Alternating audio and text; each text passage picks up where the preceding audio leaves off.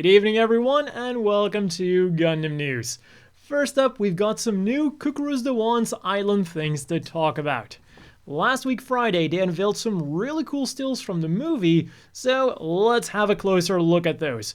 We've got a few that I can't really say too much about, like this still of the RX-7802 dual wielding his beam sabers, Doan's Zaku jumping this poor gym, or Doan fighting against the leader of the Southern Cross Corps. But then there's also stills like a Zaku hitching a ride on a lagoon. Clearly a reference to the old anime episode. But the interesting difference here is that the lagoon actually has handlebars for the Zaku to hold on to. Because if I remember correctly, in the anime, the Zaku was just kinda grabbing on where it could. And this wasn't even the only time that the lagoon was shown as being able to carry mobile suits. There was also this old mobile suit in action set that came with a lagoon that could carry a Zaku on a ladder thing that connected to the fuselage. Then we have one of the Southern Cross Zakus peeking its head out of the water, and finally we have a still of the squadron leader threatening to cut the throat of one of its subordinates. Or at least, one of his subordinates is Zaku.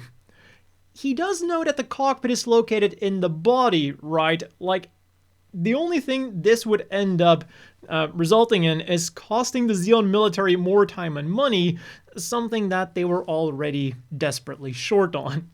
Anyways, at first thought, I thought this might have been a flashback from back when Doan was actually part of the squadron, and that this then showed like the conflict that caused him to desert in the first place. But when I checked the number of the Zaku, it's Danan or Danan's machine, the dude who is described as being somewhat erratic and filled with a lot of bloodlust. So I guess this is the leader just trying to keep him under control or something. And then on Monday, we got some more character and mech profiles revealed, as well as a special promotional video that you can only watch if you're either in Japan or pretend to be in Japan with NordVPN. And if you use my link down below or the code kkrt, not only will you be getting a sweet discount, but you'll also be supporting the channel.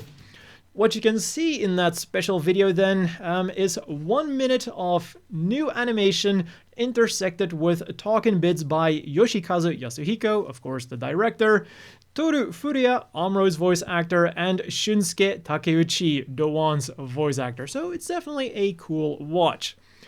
The new character profiles then, well, new character profiles are mostly characters you should already be familiar with. Going from right to left, for Zeon we have Uragan, who is Makuve's second in command. We have Makuve, the man, the legend himself, who in this continuity should be less incompetent. Then from the Federation, we have Fleet Admiral Gop, who is in command of a fleet called Ragurampa. And I really wonder what that is going to become in English, because it sounds like either La Grandpa or La Grandpa. Like, the latter does sound cooler because, like, the big step, like, that would make sense for a ship or a fleet to be called that. But then it should have been Le Grandpa. So whatever the fleet is called, the wide base is also under his command. Next up then is General Revel, who requested that the wide base would be transferred from Gop's command to the Northern Front, which I'm assuming is General Revel's push on Odessa. Then we have Elrond, who is just listed as being part of the Earth Alliance, of the Earth Federation, excuse me, without any word on his possible ties with Zeon. So yeah, strange, very strange.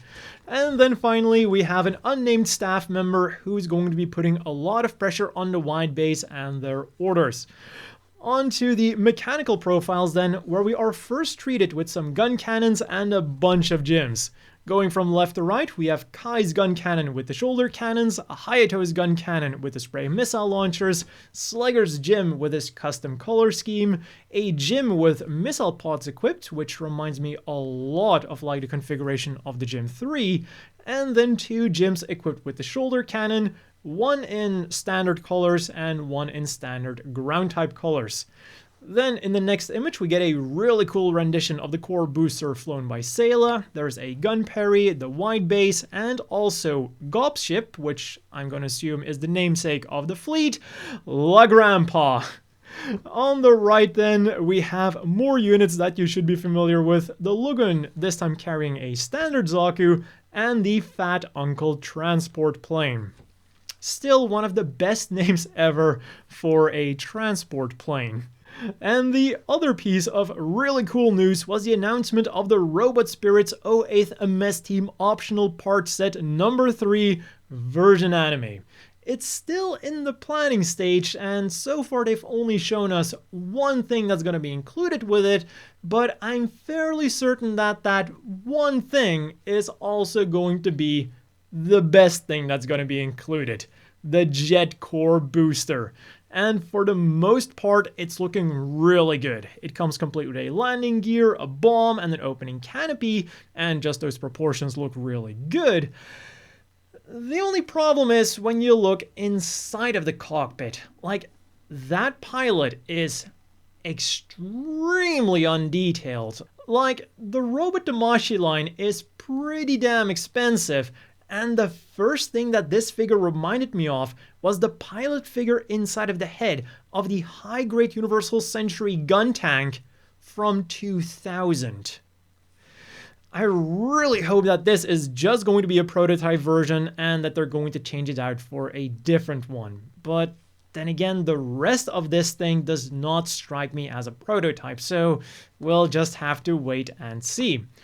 And talking about waiting, on the 22nd and 23rd, Megahobby Plus will be held, and on the 23rd, they'll be unveiling the painted versions of the Triple G Scirocco and Emma figures.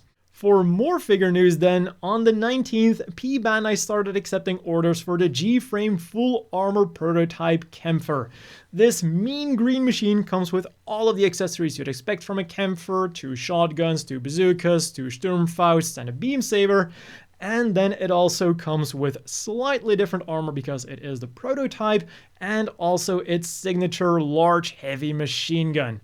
For 3,960 yen, around 35 US, this set can be yours in August, and I also wonder if we're going to be getting an École du Ciel version in the future. That would be so cool, because, well, more École du Ciel love is always appreciated. I feel especially in recent years people have kind of forgotten about it since, well, it's not really cancelled, it's just like indefinitely postponed. But then what we'll be getting for sure is the second volume of the Mobility Joint Gundam series. Pre-orders for these started on the 20th and they're slated for an August release.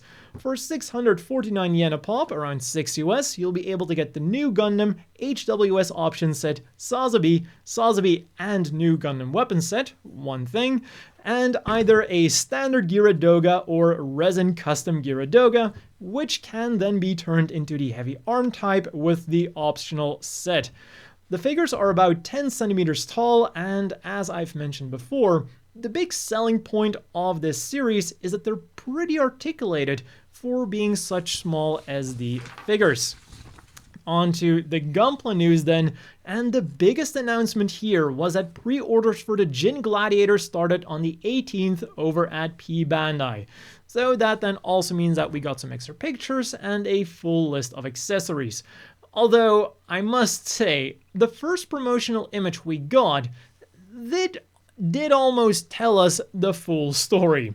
The only new thing that we now got to see was the very interesting looking Beak's dagger, which doesn't really look like a dagger, but then again, those Lichtschwert swords also don't really look like what swords should look like. Seriously, what is up with that tip? Those things look more like they're scabbards that the sword should go into, rather than the actual swords. But if they tickle your fancy, this thing can be yours for 6,600 yen, around 60 US in July. What excites me the most about this thing though is if you look at the front skirt and the backpack, that's actually using parts of the high mobility Ginn, which might suggest that we'll also get that thing as a master grade in the near future maybe? And then also from P-Bandai, we got a reissue of the Master Grade Double Zeta Gundam version Gatoki and the enhanced Double Zeta Gundam expansion parts that went up for pre-order on the 15th. And on the same day, the second wave of pre-orders for the high-grade Heavy Arms Kai also went up. 3 days later then, the Master Grade Maneuver Pack for the Eclipse Gundam also got an extra wave of pre-orders. Then over at the Gundam base, the entry grade The Gundam Base Limited RX-78-2 Gundam The Gundam Base Color will be released on May the 3rd for 770 yen, 7 US, and other than the name that's quite a mouthful, it's basically what you'd expect. It is the entry grade RX-78-2 Gundam, but now in a white, blue, and purple color scheme, and also with some white base limited marking stickers. And then at the Gundam Side F Space Colony, which is of course the fancy name for the Fukuoka location with the life-sized new Gundam, they'll be releasing the Haro Gundam Side F Limited Haro Gundam Side F Color and the Gundam Side F Limited Action-Based No. 5 Gundam Side F Color. Both kits will cost you 660 yen each, around 6 US, and will be released on the 25th, which is of course the day that the whole complex opens up.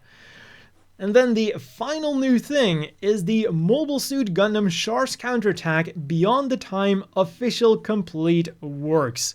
And now when I first saw the thumbnail and then Beyond the Time in the title, I thought like, is this going to be a CD or like some kind of vinyl set? But then I had a closer look and I saw the price of 14,300 yen, which is around 110 US, and I figured, well, that would be a bit expensive if it was just a CD or a vinyl record. So what are we getting for that price? A setting image collection that consists of 380 full-color A4 pages, 2 storyboard collections of 400 A4 pages each, and a neat box to keep all 3 books in. Even though this collection will of course be entirely in Japanese, it still sounds like a really cool collector's item for the big Char's Counterattack fans out there. As for this week's Gundam news then, on the 26th, Bonds of the Battlefield 2 will be getting 2 new machines, the Blue Destiny Unit 1 and the Afreed Kai. If you want to see them in action already, I will have their promotional videos linked down below. Then one day later, Gundam Extreme vs. 2 Cross Boost will be getting the Extreme Gundam Vicious and the Extreme Gundam Supremacy, along with Kano clans being added as a player and battle navigator, and some balance adjustments to other machines. Again, if you want to see the Vicious and Supremacy in action, I'll have their promotional video linked down below. And then in other news, the first year of the Gunpla recycling project in Japan was a complete success. With 11 tons of Gunpla runners collected and recycled, they exceeded their expectations of only 10 tons. And then this week it was also announced that the Gunpla Builders World Cup will be returning, with more details being unveiled in late April, so I guess that means next week. What we know so far then is that it will of course be mostly online due to a certain human malware, and that the age brackets have also been changed. In the past it was either 14 years old and below or 15 years old and above, but now they've been changed to 3 brackets. There's 14 years and below, 15 to 20, and then 21 and above. As for the things you could get this week then, and we've got quite a few interesting figures. On the low end, there was the Mobile Suit Gundam Internal Structure RX-78-2 Gundam Weapon version and the Zaku 2 Char's Custom version.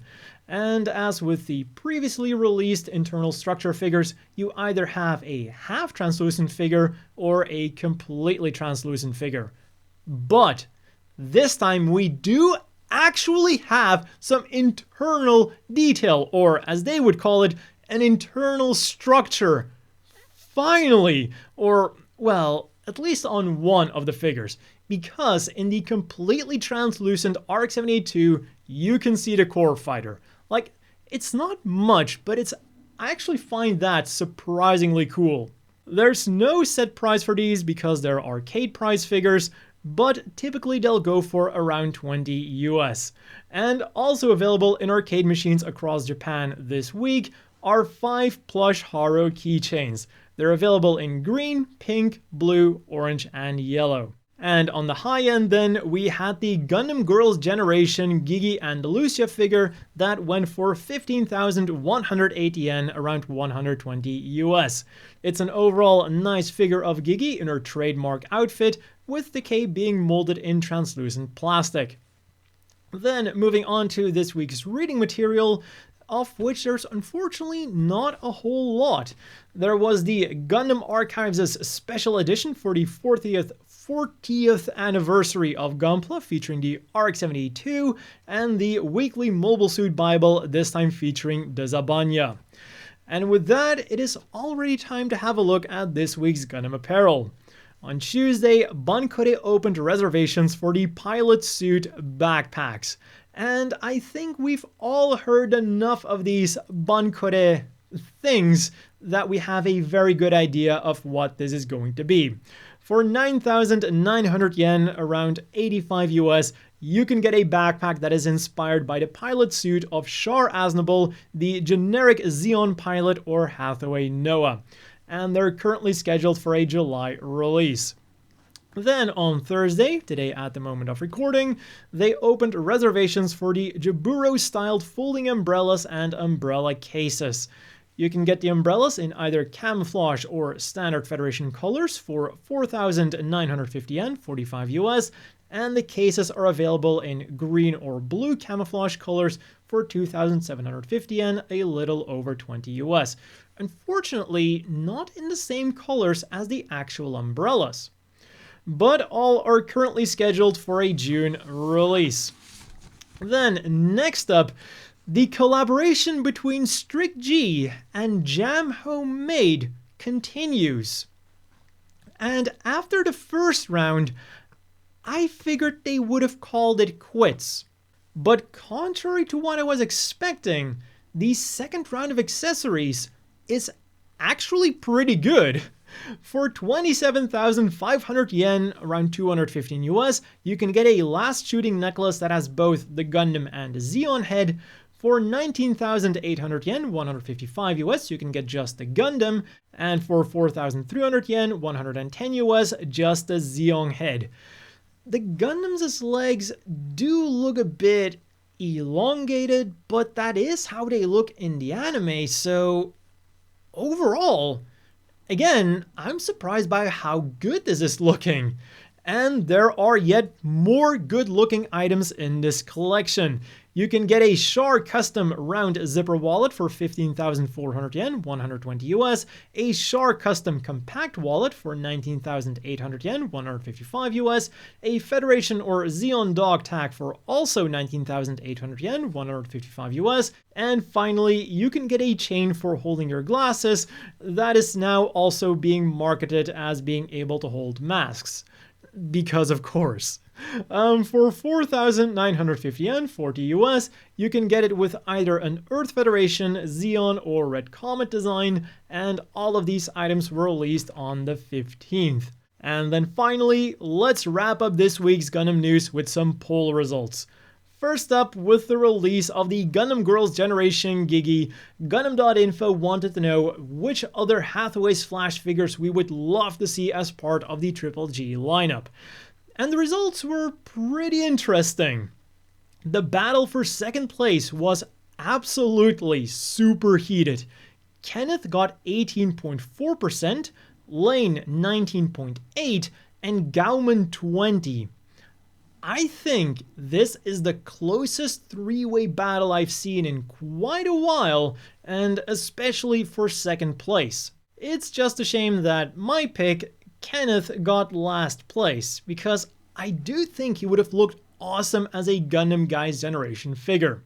But it's an even bigger shame that the uncontested winner of this poll was Hathaway, with 41.8% of the votes. Which means that if they're actually going to stick to the results of this poll, which isn't always something that they do, we'll get a new Triple G lineup. We already had the Gundam Girls generation and the Gundam Guys generation, but now soon we might also be getting the Gundam Garbage generation. Seriously, I wouldn't even have a Hathaway statue in my collection if I got paid for it, and if I did somehow end up with one, I think I'd probably throw it out of a window or something.